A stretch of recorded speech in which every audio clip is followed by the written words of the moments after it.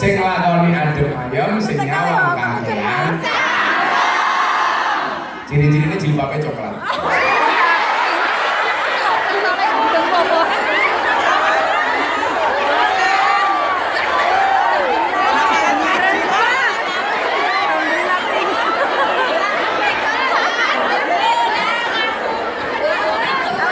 Sing jilbabnya itu insyaallah.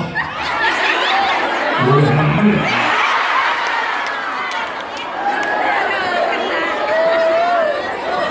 Wis santai mawon kamu dirasani wong dibule. Saiki wong mlaku kesandung kok ngene kok. Dalane roto saja kesandung kok. Minimal apa kesandung karo sikile dhewe. Ya bener. Makanya ya biasa-biasa saja. Nanggapi orang ngomong tuh biasa-biasa saja. Jenenge mau wong deloke kandel alok. Nganti matane blobok gedene sak lombok. Ini jilbab coklat. Coklat mana kene? Korban. Mana? Ayo. Jilbab coklat Nah, Ibu. korban. Betapa beruntungnya orang yang memiliki hati di mana hati itu bisa medandi. Urip itu kan keseimbangan, balancing. Makanya kehidupan pun itu diprogram oleh Allah supaya seimbang. Coba doanya. Fid dunya hasanah wa fil akhirati hasanah.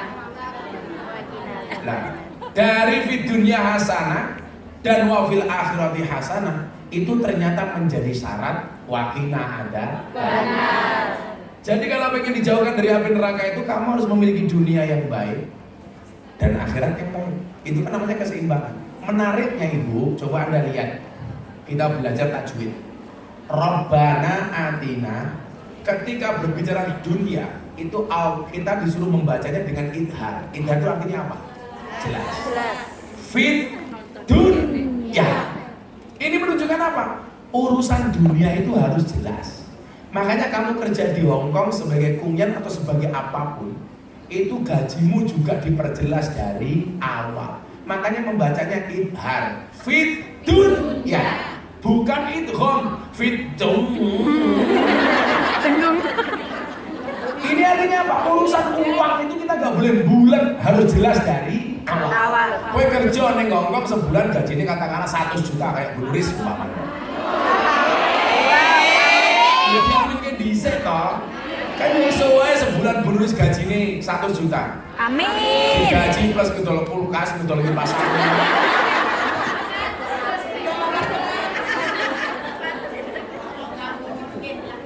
Loh, jangan bilang nggak mungkin. Jajalah pengajian bendino undang Gus Miftah bisa loh. Fit dunia, urusan dunia itu harus jelas. Hitungan kontrak, saya kontrak nambah 2 tahun, gajiku kepiye. Itu udah sign kontrak dari awal, makanya harus idhar. Nggak boleh kita hitungan sama orang kok bulat kayak entok kebuntel ngatok juga. Bantan jeruk. Wis metu, tapi sing mambu apa dhewe tut balik cangkem.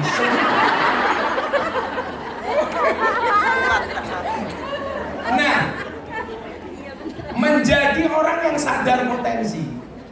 Apakah saya potensi untuk dicintai? Tidak hanya sekedar mencintai. Ternyata Allah itu baik. Kita dikasih banyak pilihan untuk menjadi pribadi yang dicintai oleh Allah.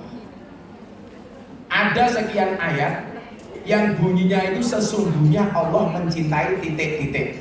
Yo, ini tak bahas, kamu ingat-ingat dan kamu menjadi pribadi yang mana? Allah mencintai kamu dengan alasan apa? Lah, orang yang selamat itu siapa? Yang tahu potensi.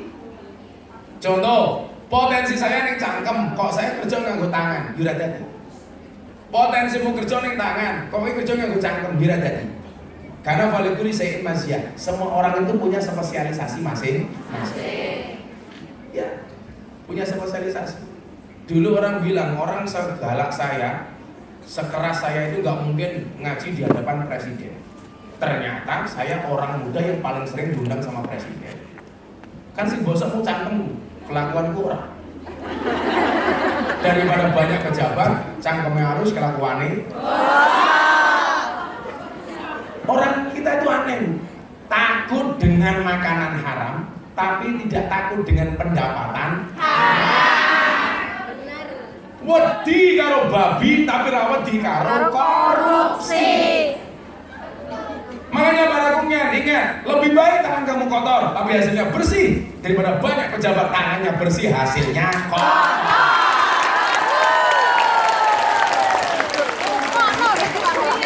Hidupnya. Kenalan delok status WA Bu Risco, ngosek WC tugas negara. Guys, ngosek WC tugas negara. Apa disuruh? Mau sekali-kali kowe nyewoki majikanmu mau posting. Masuk penjara lagi hari ini. Orang apa? Nyewoki juragane dinggo upload status kayak caption. Saya bingung lah.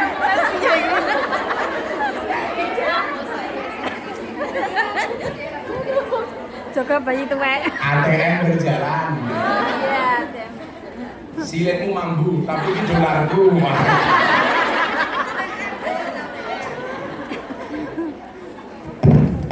Nah, Ibu, kita akan lihat ini kategori orang-orang yang dicintai Allah. Demi Allah, demi Rasulullah. Saya berharap kita semuanya menjadi orang-orang yang termasuk dicintai oleh Allah. Amin. Untuk apa kita mencintai tapi harus sakit hati? Tapi kalau dicintai Allah, kita mencintai Allah, Allah mencintai kita, pasti Allah akan membahagiakan kita.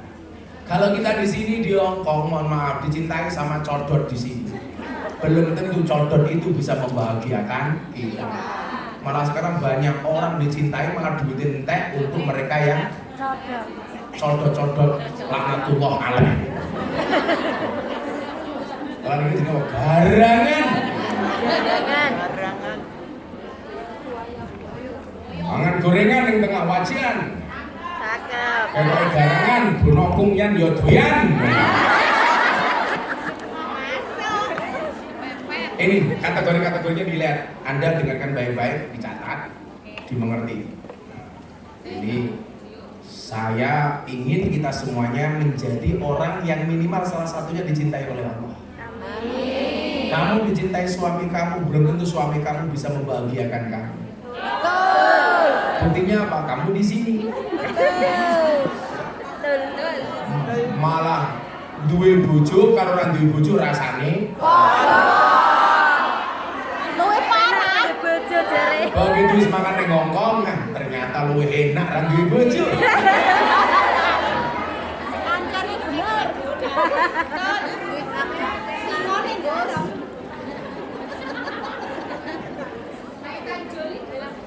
Emang joge ya Allah. Jangan ngurus.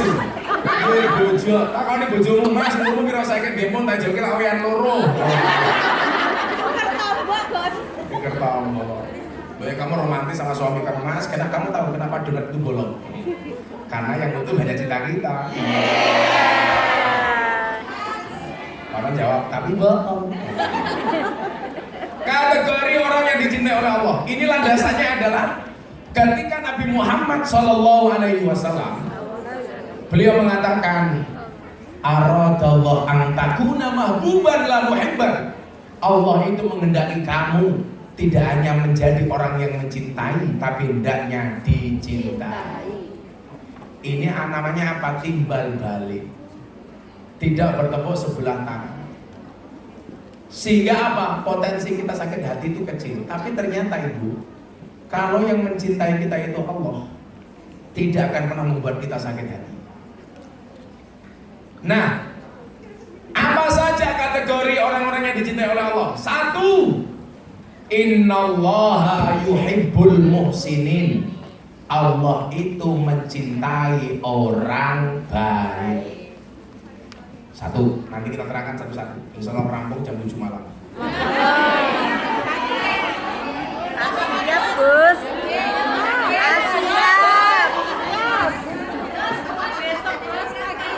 Kuat? Aku sing modal.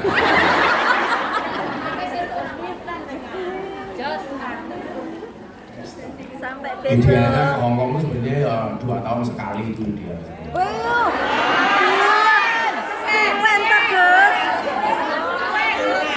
Kagak kontrak, Gus. Sak kontrakan ini. Nulis wis ibu karo kontrak. 3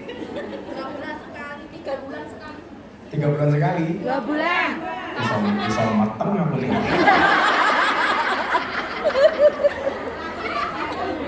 Yang kedua, innallaha yuhibbut tawwabin. Allah itu mencintai orang yang bertaubat. Yang ketiga, innallaha yuhibbul mutatahhirin. Allah itu sesungguhnya Allah itu mencintai orang yang mensucikan diri. Innallaha yuhibbul mutawakkilin. Sesungguhnya Allah itu mencintai orang yang bertawakal. Innallaha yuhibbus sabirin. Sesungguhnya Allah itu mencintai orang yang sabar. Innallaha yuhibbul muqsitin. Sesungguhnya Allah itu mencintai orang yang berbuat adil. Innallaha yuhibbul muttaqin. Sesungguhnya Allah itu mencintai orang-orang yang bertakwa. Dan yang terakhir adalah innallaha yuhibbul innallaha yajzil mutasaddiqin. Sesungguhnya Allah akan memberikan pahala kepada orang-orang yang jujur. Nah, sekarang begini. Kira-kira dari semua kategori yang dicintai oleh Allah itu kita mau masuk domain yang mana? Kita lihat itu kan Pak Kabeh kita ramungan rupamu kabeh.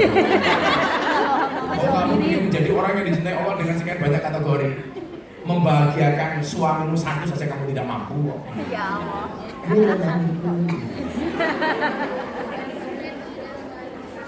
Kan jarak jauh, Gus. Nah, kita lihat. Innallaha yuhibbul muslimin. Sesungguhnya Allah itu mencintai orang-orang baik. Bagaimana kita supaya dicintai oleh Allah? Jadilah orang yang baik sehingga mendatangkan rahmat Allah. Maka ayatnya begini. Inna rahmatallah qaribum minal muhsinin. Sesungguhnya rahmatnya Allah itu dekat dengan orang baik. Berarti apa? Untuk mendapatkan rahmat, syaratnya adalah jadilah orang baik. Selama kamu tidak menjadi orang baik, sekali-kali kamu tidak akan mendapatkan rahmatnya Allah. Padahal kita tahu orang itu masuk surga bukan karena banyaknya amal, tapi karena rahmat. Kue seprono seprene manggon neng Hongkong, satu saja yang mendapatkan rahmatnya Allah, itu adalah merupakan jaminan kamu selamat. Sebanyak apapun kebaikan yang kamu lakukan, kok gak ada yang mendatangkan rahmatnya Allah, kamu gak akan selamat. Makanya kita tuh gak boleh menghina orang. Bagi melu pengajian mengpisan yang gaya. Bisa jadi melu pisan tapi selamat. Amin. Yang saya minta melu terus, selamat terus. Amin. Kenapa kita gak boleh berhenti untuk ikut ngaji, ikut belajar dan lain sebagainya? Karena kita nggak tahu dari majelis mana yang mendatangkan rahmat. Artinya apa? Kalau ibu mau beli sesuatu, pilihannya banyak sama pilihannya satu. Kira-kira lebih puas pilihannya yang mana? Yang banyak. Semakin banyak pilihan, semakin bagus. Demikian juga kebaikan-kebaikanmu yang banyak itu akhirnya menjadi alternatif bagi Allah. Ini mana yang akan aku berikan rahmat? Syaratnya yang pertama adalah jadilah orang baik. Barang itu kalau baik saja laku, apalagi orang. Aja, nyun sewu, lagi dengan tuku degan, ono degan sing api, ono degan sing elek. Kira-kira sing mau tuku sing api apa sing elek? Api. Sing api. Apa meneh ono api, ono elek. Sing tuku sing api, ndelah sing api, mohon maaf regane murah. Luwih mau tuku meneh. Gus Miftah itu di kalangan pejabat terkenal dai paling mahal. Yang pejabat. Kalau neng Hongkong, ya.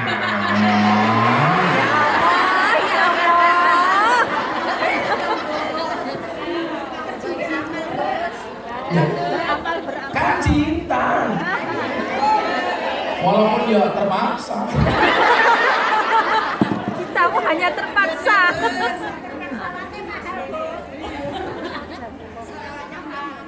Ya santai lah. Pokoknya kan saya bilang, melupakan Allah itu dosa, melupakan orang tua itu durhaka, Melupakan kumyang mana bisa.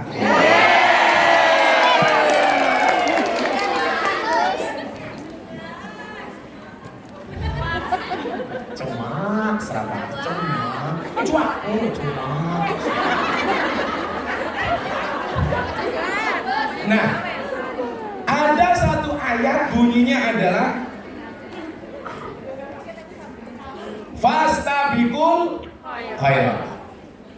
Fastabiqul khairat itu bukan memperebutkan satu posisi untuk menjadi yang terbaik. Anda salah. Tetapi fastabiqul khairat itu apa? Menjadi yang terbaik di posisi masing-masing.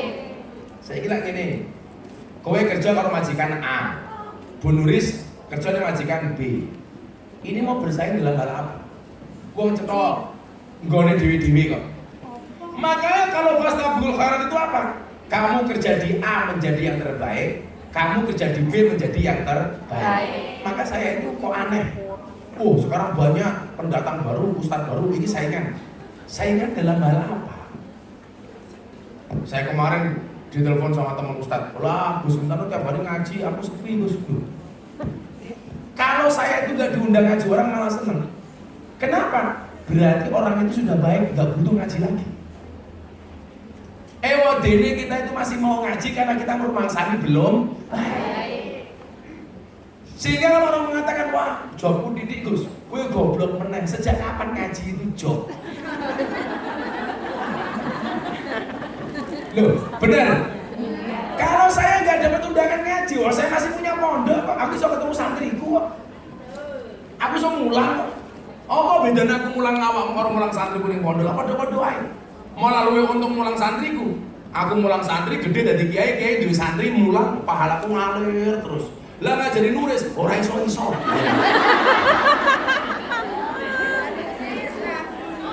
Walaupun sing sabar. Tapi bisa jadi jariahnya Bu Nuris paling banyak itu bukan karena dia kerja di Hongkong, tapi mergo ngurusi majelis ilham. Amin. Lho kayak orang mau amin kayak yuk. Amin. Malaikatnya minggat yuk. Kandani ya. Amin. Lah kon ndongake lak di Bu Nuris dibuli amin. Bu Nuris dongake meneng. Rai kelas amin. Amin.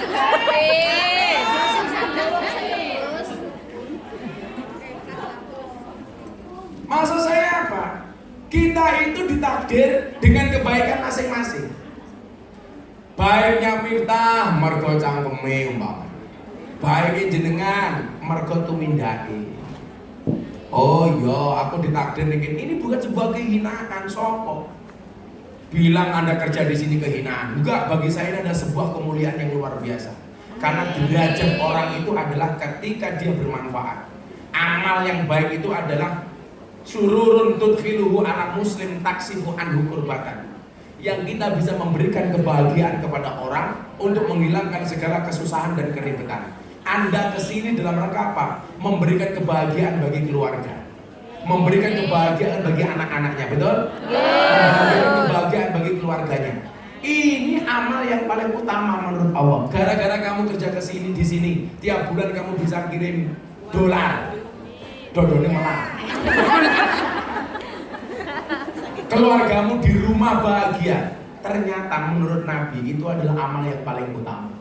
Maka saya bilang, kalau uang kita itu habis untuk ngurusi keluarga itu keren. Betul? Daripada uangnya habis untuk maksiat. Garangan. Jalan garangan. Daripada duitmu entek diuntal gerandong. Ya, enggak sireng bisa. Lah iya. Urung kenal wis transfer.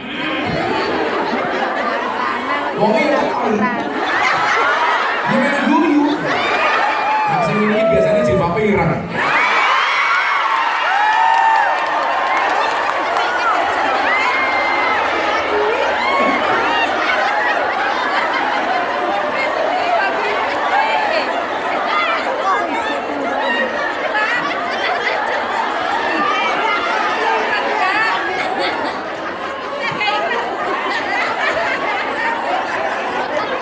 Sing bab dudu blangkon.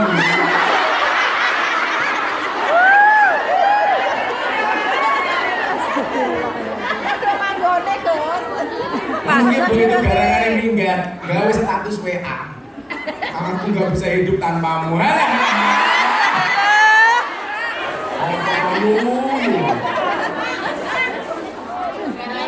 minggu wis lali. Alah seminggu si lali ya. Aku nggak bisa hidup tanpamu. Makanya belajarlah dari penyanyi dangdut. Penyanyi dangdut itu makhluk spesial, mampu bertahan hidup walaupun hanya dengan organ tunggal. Organ.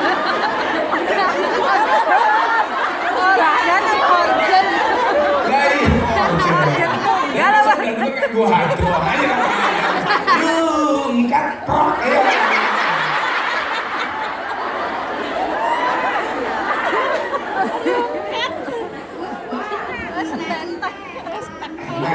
Anprok. Jodoh. Nah, ternyata Ibu, ini menurut saya sekian banyak orang yang dicintai oleh Allah itu alternatif. Anda mau pilih yang mana salah satunya? Contoh begini, ketika tadi saya bilang innallaha yuhibbul muqsitin. Allah itu sesungguhnya Allah itu mencintai orang yang adil. Nah, ini yang dimaksud siapa?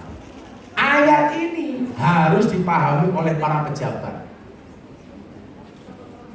Contoh, orang korupsi itu adil apa enggak? Tidak. Orang berjanji tidak menepati itu adil apa tidak? Tidak. Tidak. Saya saja yang tidak berjanji saya tepati kok. Mergo nulis griseng. Wah, mau ono gedung, wah. Masake wah, iki tuh gawe tiket 3.000 sajam sholat bah, sholat. Wes.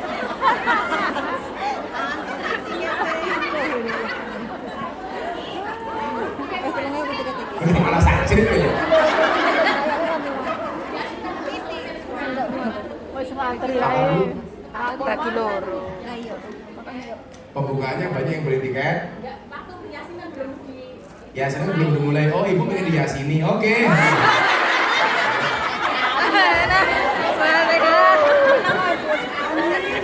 Kayaknya ibu yang guyu karo nutup cangkem ini. Tak pikir isin bono orang pamer gelang.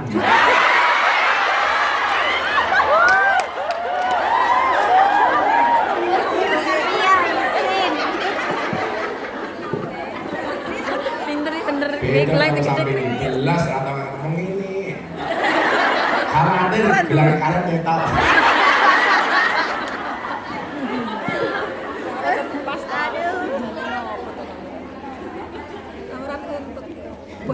Hebatnya orang enak ini sebenarnya ayat-ayat berat. Tapi kan kalau ngaji gini asik ya. Aku fokus sama Masa saya. sepanjang. Urip pisan kok sepanjang. Ning surga itu kan onone seneng. Berarti lah jenengan ning donya ngaji wis seneng berarti nyicil surga. Ning donya wae senenge kaya ngene. Apa meneh sesuk ning surga. Nah, kita doakan mudah-mudahan Bu Nuris masuk surga pertama kali. Mangkat sesuk.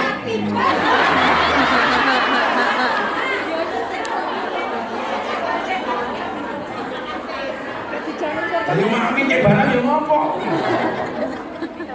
Tapi saya meyakini dari puluhan tahun Bu Nuris di Hongkong, insya Allah Bu Nuris termasuk orang yang baik.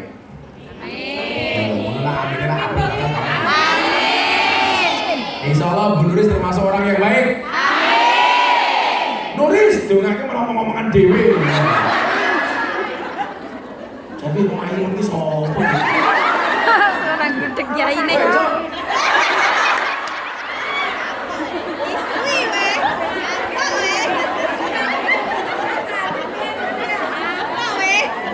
Malah bisik-bisik kayak pasangan lesbi. Menakutkan. Insya Allah Bu Nuris orang baik. Amin. Maka saya berwasiat, tolong Bu Nuris jangan dikubur sebelum mati.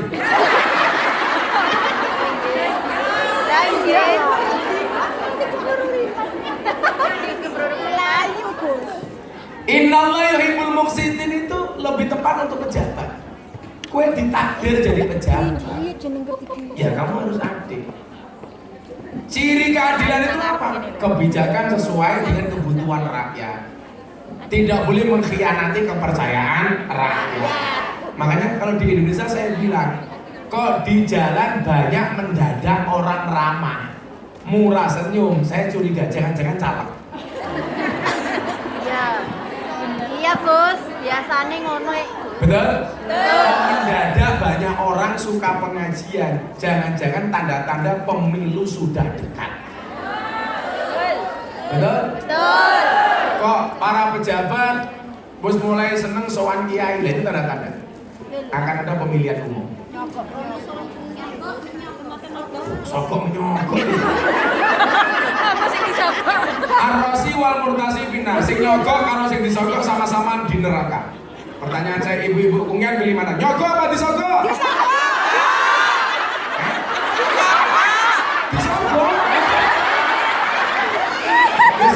Boleh. Aku takut.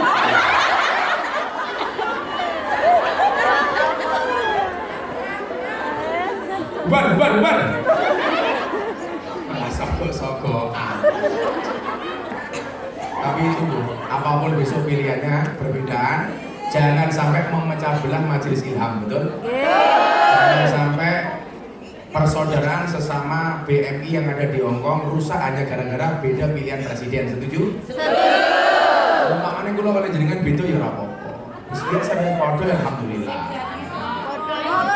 Sing dadi sapa wae kuwi takdire Gusti Allah. Kalau Anda bilang, "Lho Gus, kok Gus Miftah dekat dengan Pak Prabowo?" Loh nyatanya sing sowan Pak Prabowo.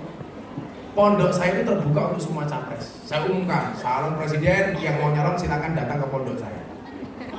Nah, disogok Pak Prabowo jangan.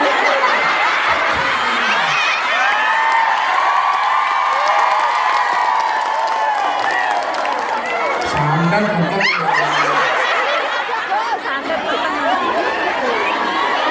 Saya bilang semua. Saya pulang Gus.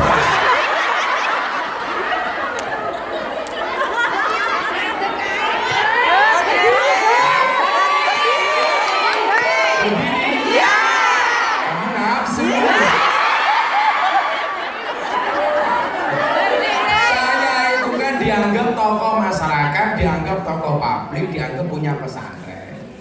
Saya dekat dengan semuanya. Lah, pintu pondok saya itu jangankan capres, wong kentir tak tompok. Loh, Bu Nuris tanya sama saya, sing sowan ke pondok siapa, Mbak? Sing sowan Pak Prabowo. Itu saja. Seandainya saya milih Pak Prabowo, ya itu hak pilih saya. Kue podo kena, ora podo ya ora apa-apa. Sing cetha sampai hari ini saya sudah nyoblos istri saya.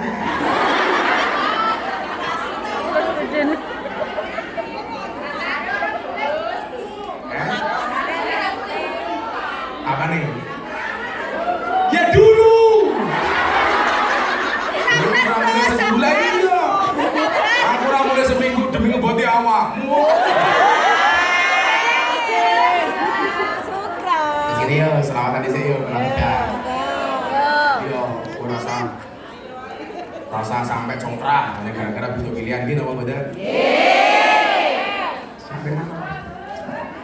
Pak Prabowo, sing awalnya kula Menteri Agama itu Pak Prabowo, saya bilang betul sama Pak Prabowo, jenengan ganti presiden, kula tak ganti kiai mawon. Demi kumyan rahimahullah. Kurang apa aku bilang sama kamu? Dan kamu tidak mencintai aku. Masih mau bisa kopi dingin. Dingin terus. Saya sakit. Mau?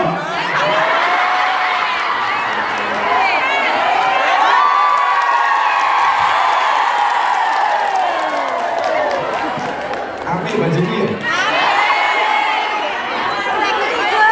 Balancing. Kenapa jajarnya karo wong kuwi ya? Kenapa mau 10 yui? Siji karo kosong. Saya sambil selawat. Terus ke musiknya tadi itu sebelum ngomong sini. Ternyata Ibu, kebaikan seorang muslim itu bisa dilakukan dengan banyak hal. Mengiling-iling dengan banyak hal. Delok raiku coba kongku.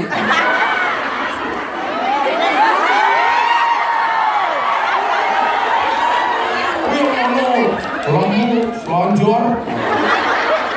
Macam ngomong ini. Orang maksa itu pakai meletek.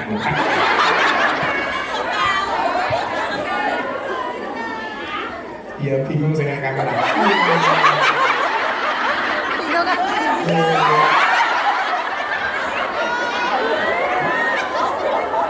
Oi, Hadro siap-siap malah muncul. Ya, betul Hadro. Kamu malah minggat. Kebaikan itu ternyata bisa berangkat dari banyak hal. Kebaikan bisa dari ilmunya, bisa dari tenaganya, bisa dari hartanya, bahkan bisa dari senyumannya. Karena dawuh Kanjeng Nabi minimal lak kowe iki pengen ketok dadi wong apik, jagalah senyum dari bibirmu. Bila lah sejak awakmu ketemu wong ning dalan, wong merengutan karo wong sumean, kira-kira lebih nyaman lihat orang senyum apa orang merengut? Begitu juga sebaliknya, kalau Anda senang melihat orang yang tersenyum, berarti kewajibanmu menjaga senyumanmu supaya orang nyaman melihat kamu. Awake dhewe iki gak adil, seneng delok wong liya guyu, tapi awake dhewe ya ora iso guyu. Seneng delok wong liya sumeh ning awake dhewe prengat, pramut. Kondi yuk, mburi. Lagi ngertos kok. Ana ndi? Keprak. Main di tak gowo. Sok-sokan. Itu sumeh. Ana wong takon dijawab wis sing apik. Saking pundi? Saking dalem. Ora ana wong takon dijawab.